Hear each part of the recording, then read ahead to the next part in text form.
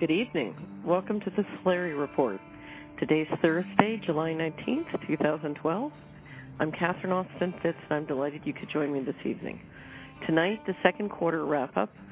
The wrap-ups are a time when I like to look back and look forward. It's very important to me on the Solari Report that we help you stay focused on the primary trends.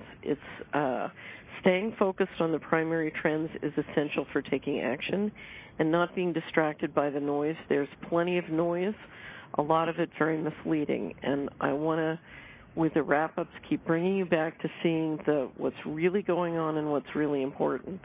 Our discussion is going to organize tonight around the top trends that were listed in the annual wrap-up I did in January. This year, the poster said it's got a young child with a little T-shirt with a little sign that says "The beginning is near," and that's sort of a play on words of all the people saying the end is near. I think 2012 is going to have a lot more beginnings than endings. Our theme tonight is the bailout turns to buyout. The bailout turns to buyout. I'm going to keep saying it because I want you to remember this expression. The bailout turns to buyout.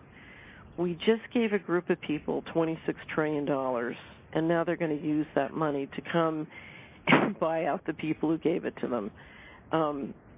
It's going to be a fairly invisible process, but it's because of the extent of the movement. It's going to be very important to see it and be able to not get run over by it, if anything, to take advantage of it. This is what a financial coup d'etat is. It's a leveraged buyout of the ownership and control of a country. The outlines of the buyout are emerging. I want to talk about the equity markets a lot more on the Solari Report. One, because I feel that the real wealth creation over the next 10 to 20 years will be in the equity area. Now, some of that will be in people starting their own companies or in venture capital, what's called private equity, or in private real estate. But some of it's going to be in the publicly traded markets.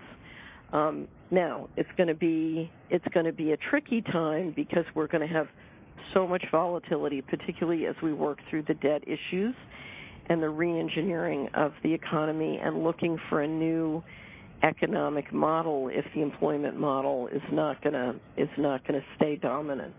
So if you look at the changes we have to go through, they mean a lot of volatility, a lot of money can be made, but a lot of money can be lost. So that's it. Don't worry about whether or not there is a conspiracy. There is definitely a conspiracy, but don't worry about whether there is one. If you're not in one, you need to start one.